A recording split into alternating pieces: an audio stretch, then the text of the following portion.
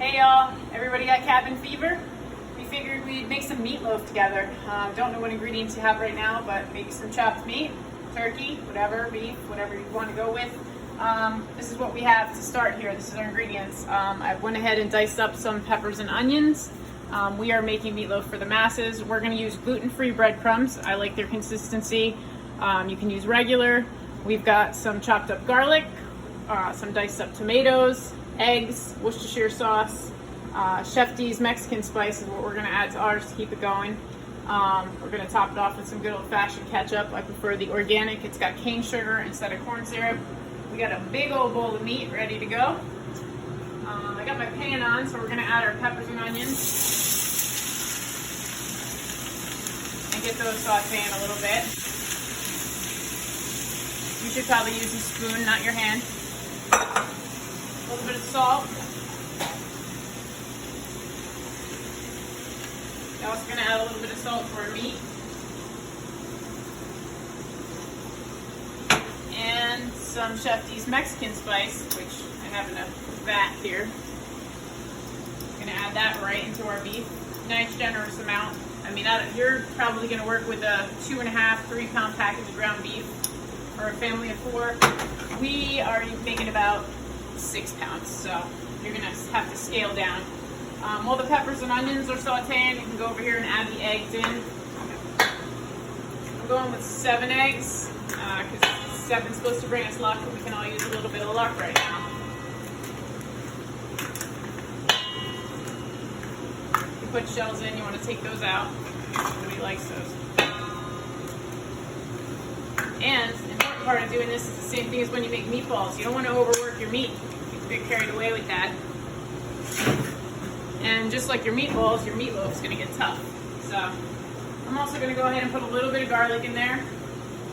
This whole bowl of garlic is not for that. We're making a couple things today, so don't be too heavy-handed. It's up to you, whatever your garlic profile is. I'm going to stay gloved up here to keep people protected. And peppers and onions looks to be doing pretty good. Give them a stir. Really, I'm just going to get them softened up a bit. It makes them a little sweeter once they're in the meatloaf. You could put them in there raw if you're being lazy and just want to get it done.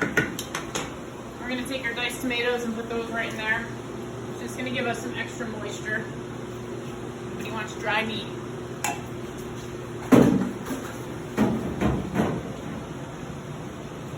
And I also like to add the Lea & Perrins Worcestershire sauce. Worcestershire, whatever you want to call it. Lea & Perrins, it's going in. Good amount. A little more. Everybody got that measurement?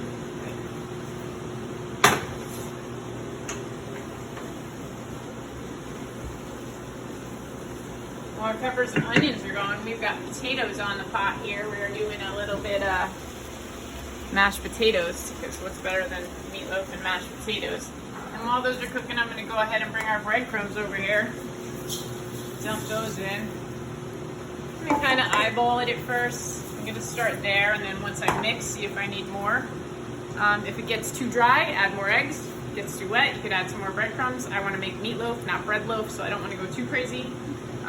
These are not seasoned because we added our Mexican spice. If you add seasoned, you know, if you're going with an Italian flavor, that would work, but I wouldn't mix the seasoned breadcrumbs that often have cheese in them with this. Go Mexican. If you don't have Chef D's spices, you should get them. This is a good time to get them. They come by mail. I'll wear gloves when I pack them. You can get them at chefd623.com. That's our timer. We're going to shut the cake off over here. If you don't have them, order them. Get a deal on 3. It's a threesome for $25, or you can get an entire world tour. I think it's $80. If you do that, you can throw away all of the spices that you have. These are designed to be in the drawer next to your stove. You can open your drawer, see what you have instead of fumbling through your spice cabinet. And while you're home bored trying to figure out what to make with what's left in your pantry, you could follow me along with the spices, because that's basically how they came about. Is I got tired of running for the same spices every time I made a dish and needing 5 or 6 different spices, so I just created the blend. So mostly when I cook now, I just grab whatever blend I'm feeling like using and add it in, and it's simplified my life quite a bit. So my peppers and onions are nice and soft now. I'm going to put them right in.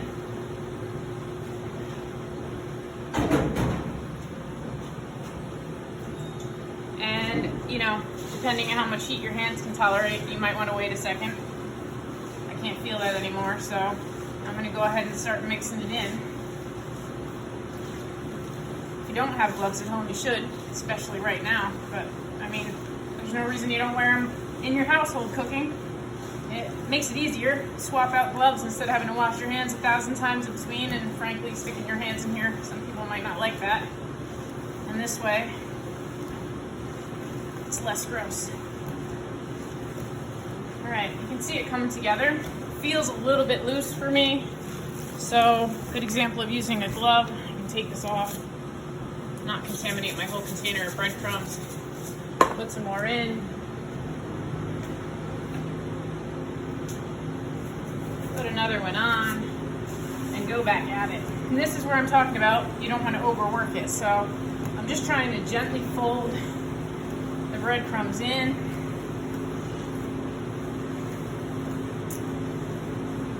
And then clearly this isn't going to fit into a loaf pan, so I've got a larger pan set up.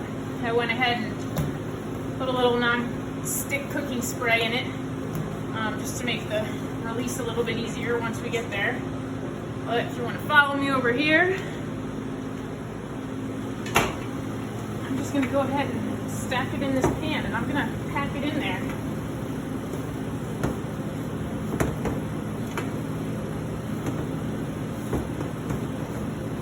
These breadcrumbs, the other nice thing about them is like they get melty, almost like cheese, so they're nice and creamy. This meatloaf is going to be so creamy.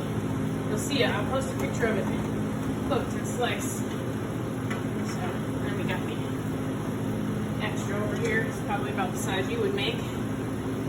And clearly, the more you pack it down, the thicker you make it, the larger slice you're going to have when it comes out. But that's the extra. We're going to donate meals whenever we can, whatever's left to hospital workers. We're going to put up a couple posts for you. Buttons where you can donate to hospital workers, buttons where you can donate to me, buttons where you can, wherever you can give at this point. We will collect some funds and feed who we can. Support people that have to keep going to work. They can serve a hot meal. So I'm going to get my ketchup. And I'm just going to put a little bit on top.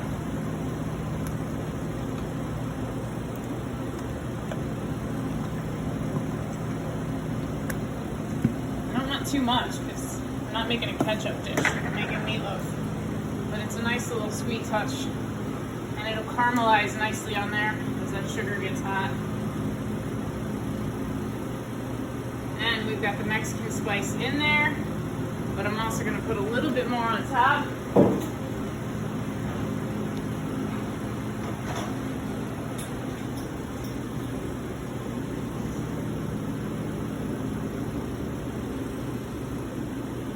That's it. We're going to throw it in a 350 degree oven and stick a meat thermometer in it in probably about an hour with the size this is. You want it to be 160 degrees. Pull it out, let it rest, cut it up, and have at it. We'll post the finished picture. Thanks, y'all.